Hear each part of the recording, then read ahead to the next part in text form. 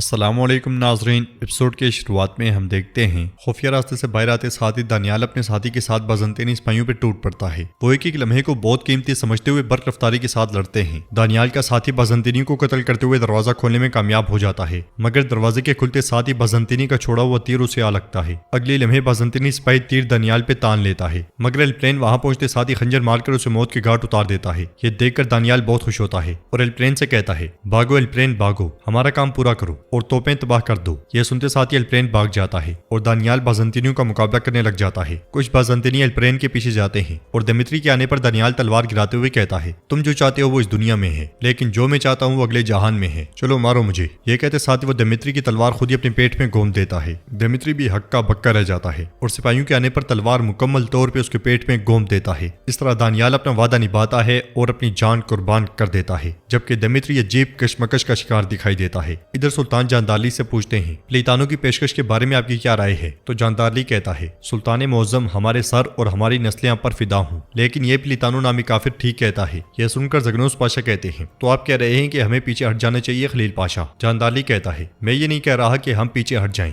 میں کہتا ہوں کہ ہم اپنی عقل کا استعمال کرتے ہیں۔ سلطان اسحاق سے پوچھتے ہیں، بتاؤ اسحاق؟ تو اسحاق کہتا ہے، شاہی توپ ہماری سب سے بڑی امید تھی، لیکن وہ تباہ ہو گئی۔ خلیج ان کی سب سے بڑی کمزوری تھی اور انہوں نے وہاں زنجیریں کھینچ لیں۔ ہم اس شہر کو اللہ کے حکم سے ضرور فتح کر لیں گے، لیکن وہ آگے کچھ نہیں بول پاتا تو جاندارلی کہتا ہے، میرے سلطان مجھے وہ کہنے کی اجازت دیں جو وہ نہیں کہہ پا رہے۔ اسحاق پاشا کہنا چاہتے ہیں کہ قسطنطنیہ کے پاس ہم سے زیادہ توپیں اور گولے ہیں، اور آپ کو معلوم ہے کہ اس کی دیواریں بہت مضبوط ہیں، لیکن صاف ظاہر ہے کہ کافر خوفزدہ تھے اور اب یہ کافروں کے ڈرنے کا وقت ہے۔ پھر ایک بزرگ پاشا کہتے ہیں، اللہ آپ کو فتح نصیب فرمائے میرے سلطان، اور ایک بھی فوجی کو خراش آئے بغیر۔ سلطان انگلی سے اشارہ کرتے ہوئے کہتے ہیں، آپ کیا بھی ایسا سوچتے ہیں؟ زگنوس پاشا کہتے ہیں، ہم جانتے ہیں کہ اگر ہم اپنی فوجیں واپس ہٹا بھی لیں تو قسطنطنیہ کبھی اپنے وعدے پورے نہیں کرے گا۔ موریہ میں بغاوتیں شروع ہو جائیں گی، جیسا کہ گلاٹا میں ہوا، ہمارے جانشین مارے جائیں گے، اور یہاں تک کہ اگر ہم پونٹس پہ حملہ کریں تو بازنطینی سلطنت ہمیں پھر سے دھوکہ دے گی۔ مفتی خیر الدین کہتے ہیں، میرے سلطان اللہ تعالیٰ آپ کو تمام دشمنوں کی تباہی دیکھنا نصیب کرے۔ سب کے رائے سننے کے بعد سلطان کھڑے ہو کر کہتے ہیں، ہم یہاں صرف سیاست کرنے یا بہادری دکھانے نہیں آئے، ہم اپنے پیغمبر صلی اللہ علیہ وسلم کی بشارت کو پورا کرنے آئے ہیں۔ جو میں نے پہلے کہا تھا اب پھر سے وہی دہراتا ہوں، پیچھے ذلت ہے اور آگے فتح ہے۔ جو مجھ سے پیار کرتے ہیں میرے ساتھ رہیں، جہاں تک دوسروں کا تعلق ہے ان کے راستے آسان ہوں، جو جانا چاہتا ہے جا سکتا ہے۔ یہ کہتے ساتھ ہی سلطان خیمے سے نکل جاتے ہیں۔ ناظرین، ایک عالم یا مفتی کا رتبہ کتنا بڑا ہے، کتنا عظیم ہے، بڑی باریکی کے ساتھ ہمیں یہاں دکھایا گیا ہے۔ جب سلطان خیمے سے باہر چل پڑتے ہیں تو سلطان کے تمام پاشا اور سپاہی جھک جاتے ہیں، لیکن مفتی خیر الدین بالکل سیدھے کھڑے رہتے ہیں۔ سلطان خیمے سے نکلنے کے بعد پورے جلال کے ساتھ آگے بڑھتے ہوئے پلیتانو سے کہتے ہیں، میرے ساتھ چلو۔ جاندارلی اور تمام پاشا بھی خیمے سے نکلنے کے بعد سلطان کے پیچھے پیچھے چل پڑتے ہیں۔ قسطنطنیہ میں ایلپلین توپ خانے میں داخل ہوتے ساتھ ہی دروازہ بند کر دیتا ہے اور بارود والے ڈرم توپوں کے اوپر رکھنا شروع کر دیتا ہے۔ وہ یہ سب کچھ بڑی تیزی سے کرتا ہے کیونکہ باہر بازنطینی سپاہی مسلسل دروازہ توڑنے کی کوشش کر رہے ہوتے ہیں۔ وہ ہر طرف بارود ہی بارود پھیلا دیتا ہے۔ ادھر شہنشاہ اورحان کے ساتھ بیٹھا کھانا کھا رہا ہوتا ہے۔ اورحان کہتا ہے، میں نے سنا ہے کہ تم نے پلیتانوں کو مذاکرات کرنے کے لیے بھیجا ہے۔ شہنشاہ کہتا ہے، شہر کی ہر خبر کسی نہ کسی طرح تم تک پہنچ جاتی ہے۔ اورحان کہتا ہے، ہر خبر نہیں، تم محمد سے کچھ زیادہ ہی رعایتیں کر رہے ہو، ہوشیار رہنا۔ جواباً شہنشاہ کہتا ہے، زیادہ نہیں۔ اورحان پوچھتا ہے، تم نے اسے بدلے میں کیا دینے کا کہا؟ تو شہنشاہ کہتا ہے، تمہیں اورحان۔ یہ سنتے ساتھ ہی اورحان کا نوالا اس کے منہ میں ہی رہ جاتا ہے۔ ادھر ہم دیکھتے ہیں کہ بارود بچھانے کے بعد ایلپلین لوہے کے ذریعے ایک چنگاری پیدا کرنے کی کوشش کر رہا ہوتا ہے۔ اس کی یہ کوشش جاری ہوتی ہے کہ دروازہ ٹوٹ جاتا ہے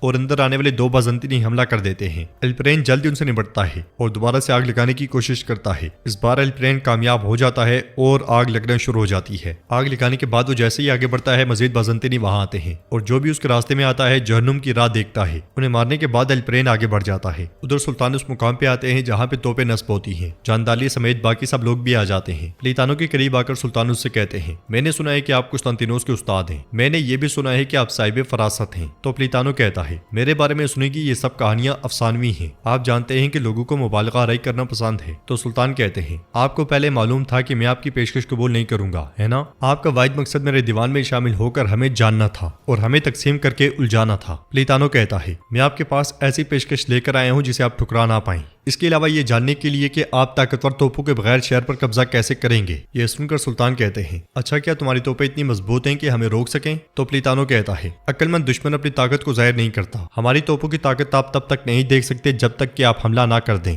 سلطان قسطنطنیہ کی جانب اشارہ کرتے ہوئے کہتے ہیں تو پھر ذرا غور سے دیکھو استاد پلیتانو۔ یہ سنتے ساتھ ہی سلطان، ان کے پاشا، کام کرنے والے سپاہی، ہر ایک کی نظر قسطنطنیہ کی جانب مڑ جاتی ہے۔ سلطان مزید کہتے ہیں یہ رہا تمہاری توپوں کا اختتام۔ ان کی یہ کہتے ساتھ ہی قسطنطنیہ سے شعلے بلند ہونا شروع ہو جاتے ہیں۔ یہ دیکھ کر پلیتانو چونک جاتا ہے، نہ صرف شعلے بلکہ تباہ ہونے والی توپوں کا دھواں بھی انہیں دکھائی دیتا ہے۔ یہ دیکھ کر سب بہت خوش ہوتے ہیں، مگر علی بے کافی زیادہ دکھی دکھائی دیتے ہیں اور مایوسی کا شکار پاشا بھی حیرت سے سلطان کو دیکھتے رہ جاتے ہیں۔ قسطنطنیہ کی جانب دیکھتے ہوئے علی بے کہتے ہیں ہم اللہ کے ہیں اور اسی کی طرف لوٹ کر جانا ہے۔ یہ کہتے ساتھ ہی وہ رونے لگ جاتے ہیں۔ سلطان پلیتانو سے کہتے ہیں اصل دشمن صحیح وقت پر اپنی طاقت دکھاتا ہے، اب تم اچھی طرح جان چکے ہو کہ تمہارا دشمن کون ہے۔ ہانپتے کانپتے ہوئے پلیتانو پوچھتا ہے لیکن کیسے؟ جواباً سلطان کہتے ہیں میری طاقت جہاں تک پہنچ سکتی ہے تم اپنے خوابوں میں بھی وہاں تک نہیں پہنچ سکتے۔ سلطان کے الفاظ سنتے ساتھ ہی جاندارلی، زگنوس پاشا اور اسحاق مسکرا دیتے ہیں، مگر پلیتانو ابھی بھی سکتے میں ہوتا ہے اور مسلسل سلطان کو دیکھ رہا ہوتا ہے۔ ناظرین یہاں پہ ایپیسوڈ تو ختم ہو جاتی ہے، لیکن آج کے ایپیسوڈ میں بہت کچھ ہوا ہے۔ سب سے پہلے تو مومن علی کی شہادت، اس کے بعد سلیمان پاشا کے غدار بھائی کرتوغلو کی انٹری یعنی کہ فرحت سردار کی، جو کہ مسلمان نہیں ہے، اس کے بعد دمیتری کا پکڑے جانا اور سلطان کے ساتھ مل جانا۔ اب ایسا لگتا ہے کہ دمیتری لمبے عرصے تک سلطان کے ساتھ کام کرے گا اور اس فتح میں اس کا کردار اہم ہوگا۔ آخر میں علی بے کے سپاہیوں کی شہادت اور ایلپرین کا بغیر کسی کے علم میں لائے بغیر یہ کارنامہ سر انجام دینا، پھر اس کے بعد سلطان کا پلیتانو کو زبردست جواب۔ کیا ہی شاندار ایپیسوڈ رہی۔ آپ اس کے متعلق کیا رائے رکھتے ہیں ہمیں کمنٹ میں بتا سکتے ہیں۔ اگر آپ کو ویڈیو پسند آئی ہے تو ویڈیو کو لائک کر دیں، چینل کو سبسکرائب نہیں کیا ہوا تو سبسکرائب کرنے کے ساتھ ساتھ نوٹیفیکیشن والی گھنٹی کو دبانا مت بھولیں۔ انشاءاللہ ملتے ہیں نیکسٹ ویڈیو میں، تب تک کے لیے